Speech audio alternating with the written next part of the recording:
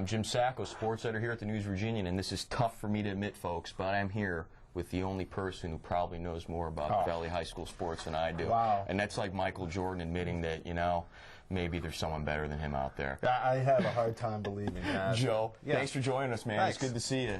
You guys know Joe Downs, Valley prep sports guru, the man who knows a lot about the Massanutten district. And I'm going to ask you, Joe. Boy, you pile it on when I come I'll tell on you, you the show. got That's to. crazy. You got to. Joe, you covered Massanutten. How do they do it differently than the Southern Valley does in terms of boys and girls basketball? Well, they really don't. It's the same. It's the same night more often than not. There's a few quirks in the schedule, but more often than not, same night, opposite venues, and it's a terrible thing. I mean, Turner Ashby High School. You've got Knights fans that want to see the girls play. They're a phenomenal team right now, but you've got your loyalties to the boys team as well, and it is unfortunate at this point. Now. 2 points I'd like to bring up real quickly. When I was in Colorado, they played same venue both nights. It was a great doubleheader. The JVs played their game, and their parents could go to that. But it was a great opportunity for fans and parents, teammates, relatives, everybody to go see 2 great games. A lot of nights it happened. And also another thing is, I remember the great old days when the girls played during the fall. Ah, yes. Let us dream once again. Exactly. Before we get lost in reverie on that one, it certainly was a great time for coverage and all, and now we've got this problem to deal with, and I think the only way to solve it is to play, like I mentioned they did in Colorado, same night, same venue. That's what I agree with you on that. I mean, it's a great opportunity for the schools to make money.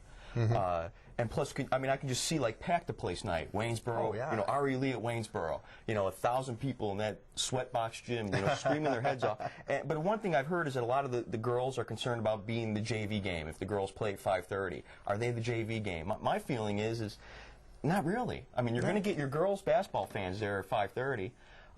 But, you know, let's say, and then you're going to get your just basketball fans, maybe they're to see the boys at halftime of the girls' game, getting good seats. So at least you're going to have a full crowd by halftime either way. And the argument could be said that they might feel they're the JV game. Well, I've seen it done both ways, where the boys go first, then the girls. They switched it off in Colorado, where I worked.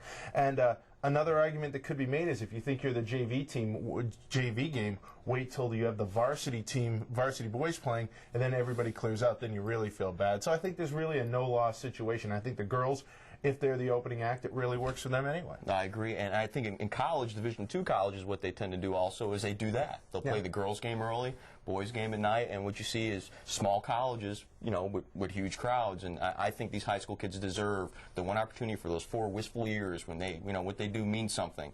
They have, you know, 500-600 people chanting their names. But Joe, I appreciate you joining me today. I'm Jim Sacco. That's Joe Downs. Join us next week. Our goal is to do this once a week, this little webcast, but we got to know what we're doing right, and we got to know what we're doing wrong. So email me at sports@newsvirginian.com and let us know. If we look too stiff and we shouldn't be on your computer live, let us know. We'll go back to newspapers. But if you're liking it and you got questions for us, email them. We'll answer those questions, and I hope you're downloading and enjoying it every day of the week. We'll see you guys next time on the Sports Desk.